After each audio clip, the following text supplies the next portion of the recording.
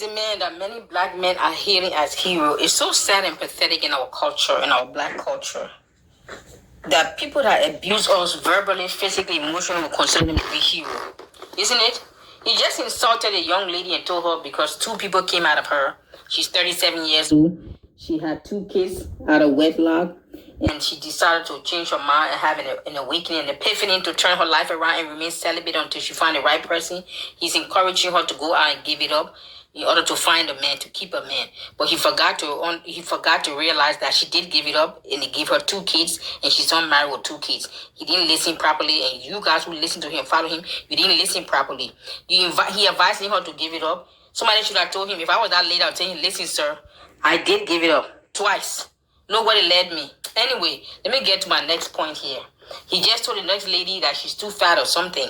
Listen, a man that reduced women down to the number on the scale and the number on the calendar. The number on the calendar is their age. A man that only reduces you down to some numbers on the scale, your dress size, how much you weigh, and how old are you. And those are the three factors he determined to make a decision whether you are fit, you are valuable, or you are worthy to date a high value man, or your time is up in life. Just settle down, get old, and let it be because your time is up. You have hit a certain age. A man that reduced a whole living human being, another human being, to nothing but numbers on the scale, the number behind your label of your dress, and the number on the calendar, which is your age.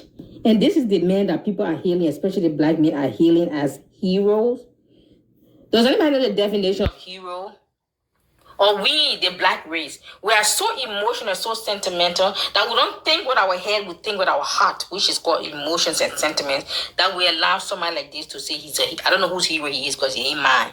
And no, I'm not a hater. I'm not a feminist. Matter of fact, I didn't even know who he was until his death. A sister friend of mine sent me his video and said he passed. I said, who is that? I had no clue. And then she sent me some clip, and I went and looked at the clip. I said, oh, because they said people were talking bad about him. And I listened to a few of his clips. I said, well, it makes a whole lot of sense, because if you insult people and you disrespect people, you dishonor them, you ridicule, you mock them in your life when you're alive.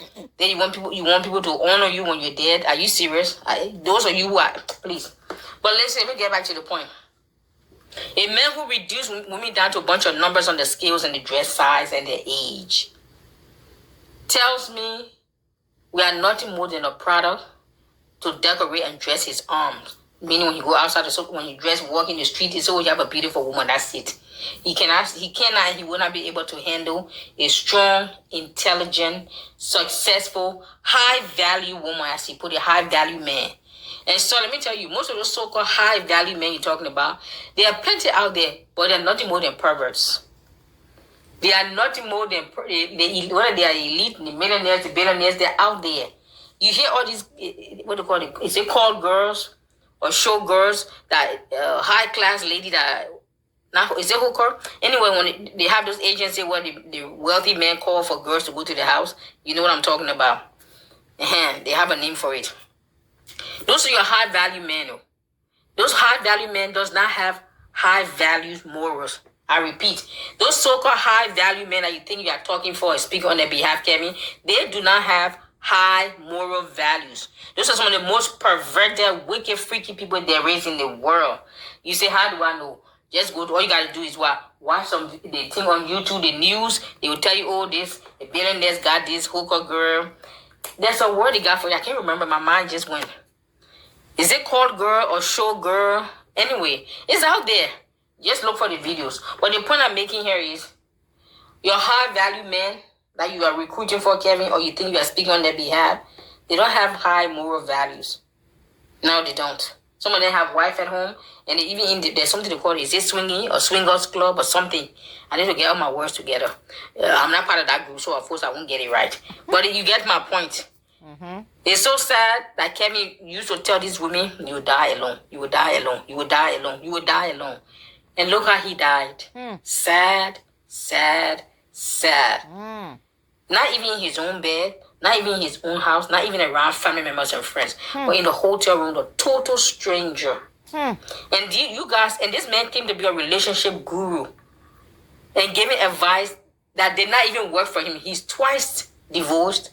and had a new girlfriend that's half his age every few months, that he had to use Viagra to get his business on. That's how kind of Viagra stopped his heart in the hotel room. But you're not going to talk about that part. Okay, so Mr. High Value Man, have all this advice about relationship, how to snag a man and keep a man, but none of those advice seem to work for him. So if his own relationship advice did not work for him, what make him think it will work for people who call into his show? What make his so-called followers think that if it didn't work for him, it will work for them?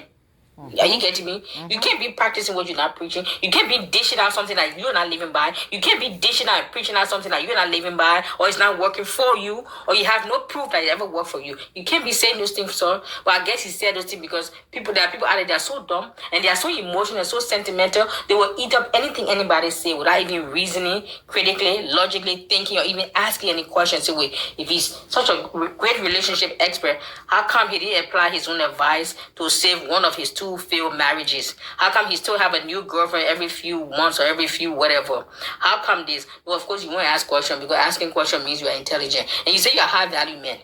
I'm sure high value men ask questions, unless the so-called high value men have low values when it comes to life choices and decision and mates. Thank you. Oh, okay. We don't play that shit on my channel.